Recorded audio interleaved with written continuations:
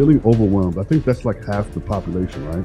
We're all feeling overwhelmed these days. I say if you have a pulse and you're half paying attention in life, you're pretty much going to feel overwhelmed at one point or another.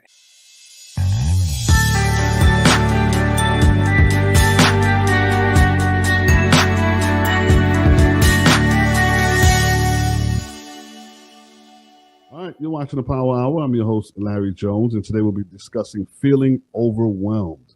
What do you do when you feel overwhelmed? My next guest is here to give us the answers. Ladies and gentlemen, please welcome Jennifer. Jennifer, how are you? I'm good. How are you? I'm doing absolutely wonderful. First, let me start by saying thank you so much for joining me on the show today. My pleasure. Thank you for having me. Absolutely. Feeling overwhelmed. I think that's like half the population, right? We're all feeling overwhelmed these days. I say if you have a pulse and you're half paying attention in life, you're pretty much going to feel overwhelmed at one point or another. And then some people are prone to feel it more than others, of course. Right. Now, what are the common causes for someone, feeling overwhelmed?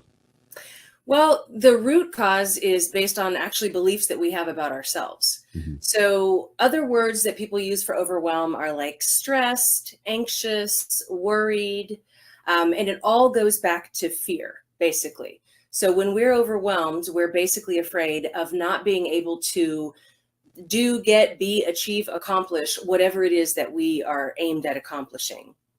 Right. And so what happens is that fear gets in the way, and then it drives those feelings of stress, anxiety, worry, what have you. But it comes from this underlying belief that we have that we're not good enough to accomplish all of the things or achieve what we're looking for. Right. Now, how can we recognize the early signs of it? Because, it's so many times, I'm going to use myself as an example. So many times, you just feel like there's not enough time in the day, right? You feel like you're not getting enough done. And then you have this to worry about, that to worry about. And for the moms out there, dinner, kids, whatever the case may be, what do you suggest they do to just kind of pace themselves and take it easy a little bit? Right. So I think the early signs, like for me, early signs are like an increased heart rate, maybe, or just kind of worry, like, oh my gosh, Right. I have so many things to do. My to-do list is so long. And so what I tell people is it's all about fear, which is about anxiety. They're all connected.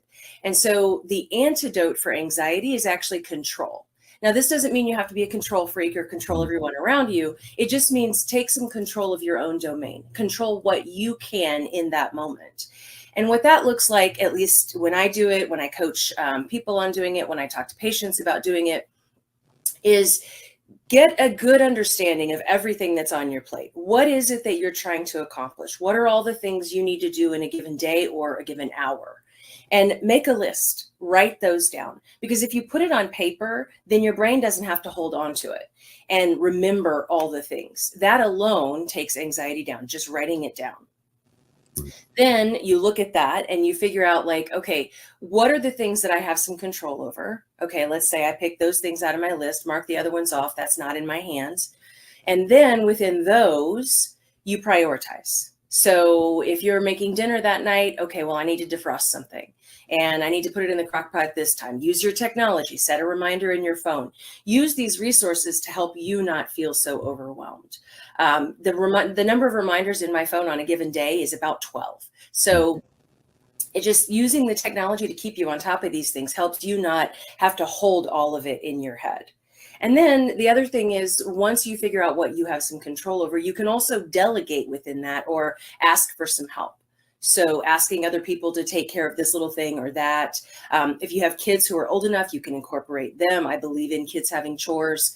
So whatever the things are, you can ask for help with some of those things as well. But it comes down to, first of all, what do I even have control over? And then within that, sometimes even those tasks are overwhelming. So one of the things that when I do executive coaching, one of the things that I see a lot is people are overwhelmed by their office. It's just a hot mess. And so your office is an indication, or your space, it's the psychology of space is what I call it. Your space is an indication of what your brain is going through. At the same time, your space can have an impact on your brain. So if you walk into your office and it's a disaster, that already increases your anxiety. So sometimes people feel really overwhelmed by the four walls of their office. So what I'll have them do is do time blocking, or we will get like a specific area. So on this wall, we're going to do half the wall today. And then you set a timer for 20, 30 minutes. When that timer goes off, get out of there. Because if you keep going, then you're going to raise the standard for yourself every day you try to tackle this. Well, I did 60 minutes yesterday. Surely I can do that today. No, give yourself a cutoff. And then you break down the office. So now you're working on your office in parts, getting it organized, cleaned, whatever. And it feels far less overwhelming when you look at it that way. Now, if it goes unchecked and you're just constantly feeling this way, what kind of physical ailments can this bring on? Any number of things. The mind and the body are inextricably linked by the spinal cord. You can't separate them, right? So one affects the other and vice versa.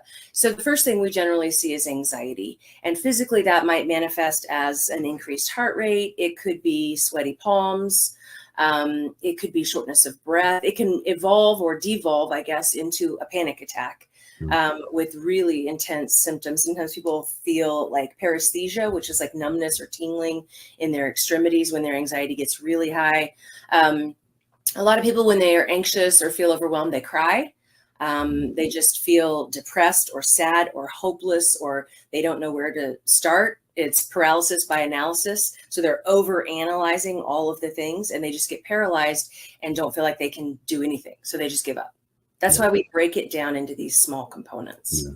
And that can be so dangerous, slipping into a dark place in life. It can easily happen. That depression can set in and, then you find yourself seeking some serious medical treatment. Right.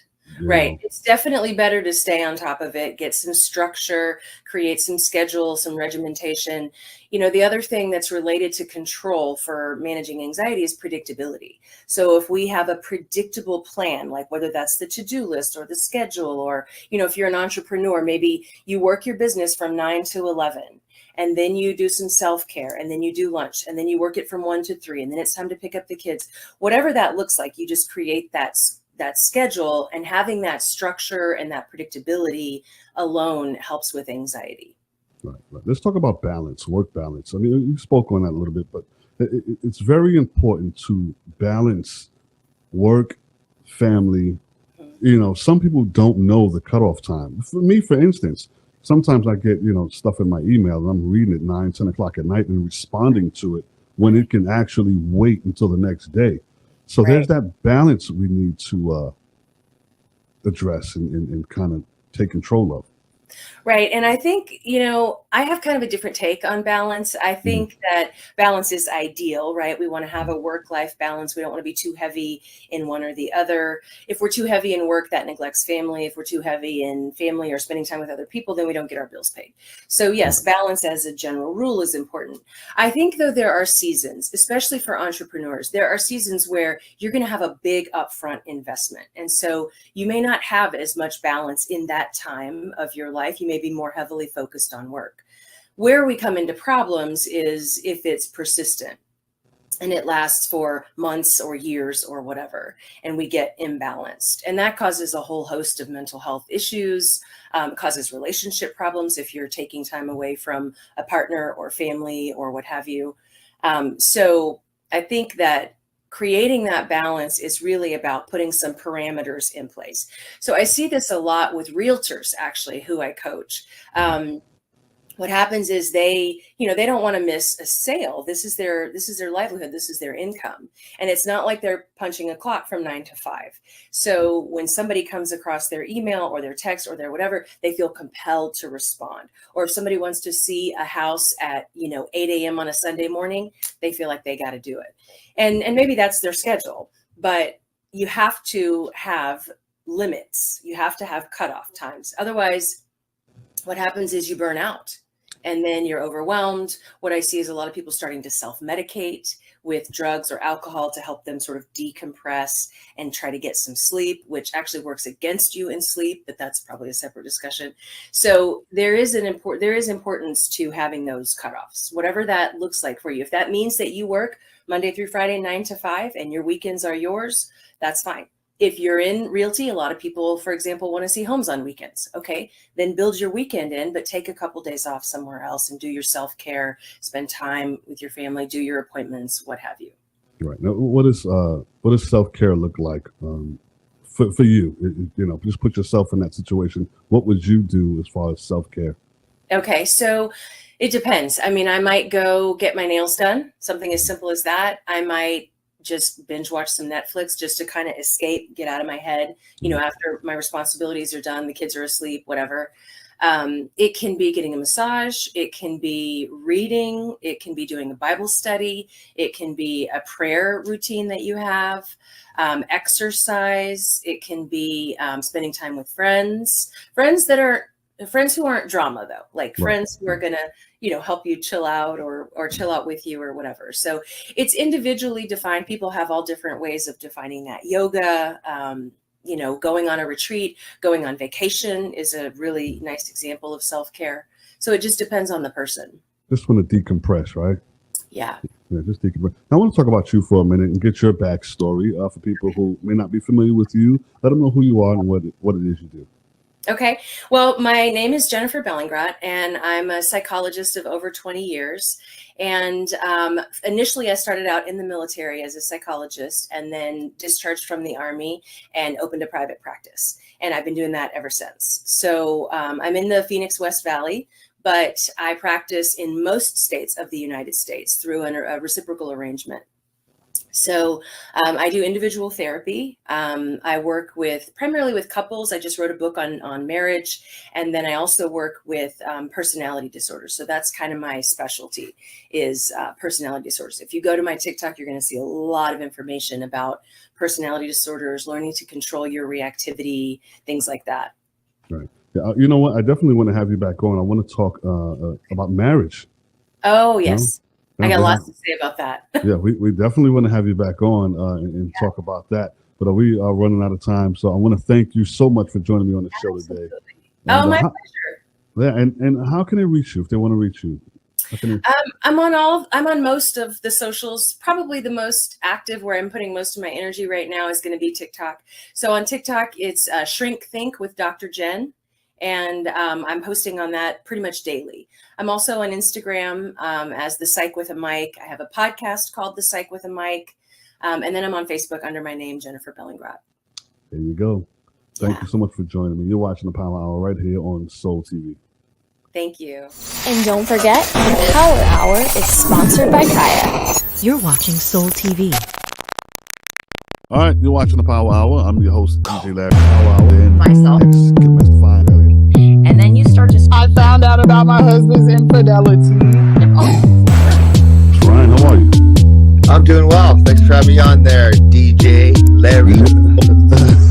Are aliens real? Hey, I can't say they're not. Life is bigger than going to work, paying bills, and repeating the cycle. I mean, it's some more to it. More to it. Catch an all-new Power Hour with DJ Larry Jones at 8:30 p.m. EST on Soul TV.